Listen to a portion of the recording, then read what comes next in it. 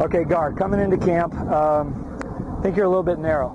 You need your feet up and under you for football to have balance, leverage, mobility, and power.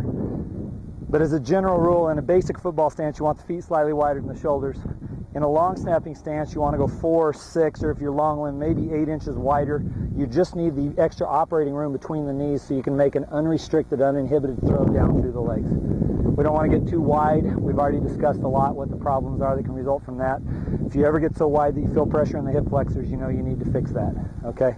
We want those feet up and under you too for balance, leverage, power, mobility, all right? Let's go ahead and line you up towards the camera. Let's see what your stance width looks like right now. We're thinking slightly narrow. You want to see the knees a little wider than the shoulders to tell us we got plenty of operating room. Does that feel comfortable? Okay, go ahead and stand up, step back where you were. The other things we had coming in, you have a staggered stance. You have a left-handed kind of staggered stance. If it works, I don't care, that's fine. A little bit overextended downfield, tends to pull a little too much weight forward, okay? You hunker back to counterbalance that until you're kind of flat-footed. You're not going to win any battles flat-footed, and the only way you can drive with the legs is generally going to be straight up, not back into your hips towards your target, okay? So we need to get you more on the balls of your feet.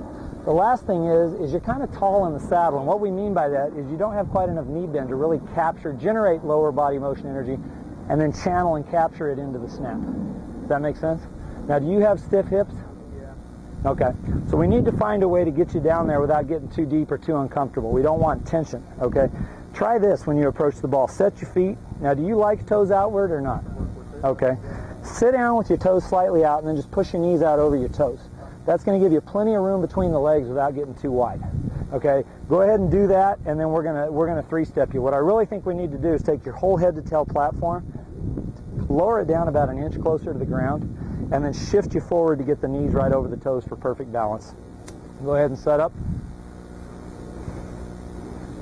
You ready? First thing I'm going to do is pull you forward. That gets knee bend to 90 or less, straightens the back and extends the arms.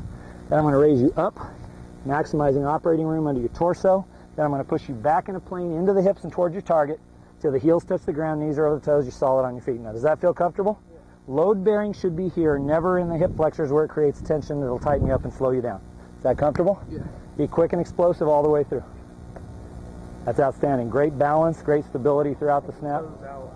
Yeah. Should give you greater stability and also allow you to drive that leg energy back in the hips towards your target very effectively.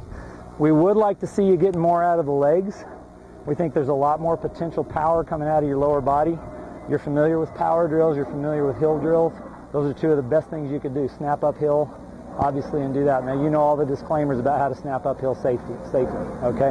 Which is always wear cleats, never snap on a wet hill, have a spotter, wear a helmet and shoulder pads if you want to be doubly secure, okay? Let's set you up one more time. So essentially what we did, we widened you out a little bit. The next thing we did is we kind of lowered the whole head to tail just about 1 inch. It's not extreme, okay? Pretty subtle. And in the process of doing that, we probably moved you a little closer to the ball. So we just want to get those knees positioned right over the toes. Because you were slightly overextended downfield, as we lowered you and pushed you forward, we moved you closer to the ball, eliminated the tension and tightness that was there, but you still have a good arm extension. Give it a good hard two-handed throw. So, all right? All right.